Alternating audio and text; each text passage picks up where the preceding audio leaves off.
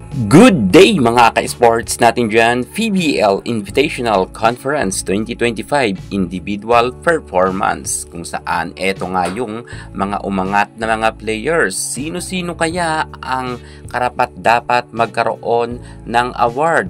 Marahil ay meron na rin kayong mga napupusuan ng mga players at malalaman na natin ngayon pa lamang kung sino na ang possible na magkakaroon nga ng special award. Matatandaan nga natin na ng nakaraan conference ay si Erica Santos ang MVP at ang final MVP ay si Mika Reyes. At dahil nga hindi nakapasok ang Signal HD Spikers sa Final 4 ay malabo nang maging MVP si Santos. Alamin natin kung sino-sino ang magkakaroon ng special award, pero bago ang lahat, subscribe ka muna. I-click ang ating notification bell para lagi kang updated sa lahat ng issues sa volleyball. Susunod na.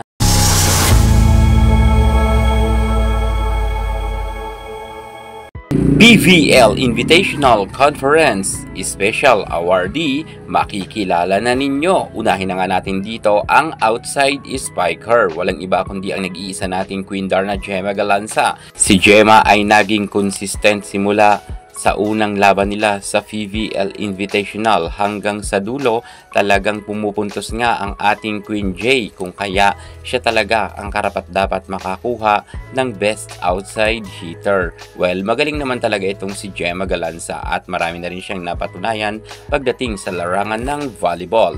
Best outside hitter mapupunta naman sa Kobe Shinhwa University kay Nagisa Komatsuga, kung saan ay hindi naman tayo magugulat na sa kanya mapupunta ang best outside hitter dahil napakagaling niya naman talagang pumalo at mautak nga to sa loob ng court. Best middle blocker mapupunta naman kay Pangs Panaga. Well, si Pangs Panaga ay naging consistent rin simula sa una hanggang sa dulo. Kitang-kita naman natin na pumuntos nga siya ng 20 big points at talagang karapat-dapat naman siyang makakuha ng special award dahil ginalingan naman ng ating Pangs Panaga. At mapupunta naman ang best middle blocker na isa, walang iba kundi sa PLDT, ang napakaganda na si Mika Reyes. Napakagaling rin ng galawan sa loob ng court ni Mika Reyes at madalas rin siya magkaroon ng block, kung kaya hindi na tayo magugulat na siya ang best middle blocker. Sayang lang talaga kay Aimee Hernandez dahil nahuli na nga siyang nag-shine, pero malay natin maagawan sila sa pwesto. Pero sure na tayo kay Pangs Panaga at kay Mika Reyes na sila nga ang best middle blocker. Aragalang best opposite hitter. Kitang-kita naman natin, walang kaduda-duda, siya ngayon ang nag-shine sa nasabi nating posisyon na best opposite hitter. Kung kaya si Aragalang talaga ang karapat-dapat makakuha niyan. Medyo ang ibang mga opposite hitter ay off. Talagang si Aragalang lang ang nag-shine. Best libero, mapupunta naman ito kay Kat Arado. Ng last conference ay talagang medyo hirap na hirap nga si Kat Arado makasungkit ng award. Finally, ngayon ay sunod-sunod nga siya na nakakuha ng special award bilang best libero. Best setter naman, makukuha naman ni Furuta Sakura from Kobe Shinhwa Universities. Napakagaling naman talaga nitong setter at mautak rin, kahit karapat-dapat siya ang makasungkit nga bilang best setter. Finally, ang ating Savannah Davison, siya nga ang nangunguna ngayon bilang MVP.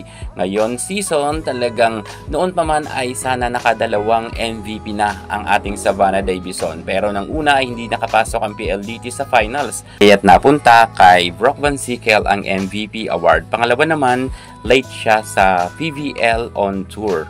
Sana siya pa rin ang MVP. Pero dahil late nga siya, napunta kay Erica Santos. Pero eto na nga mga ka-sports, wala nang makakakuha sa MVP award na yan.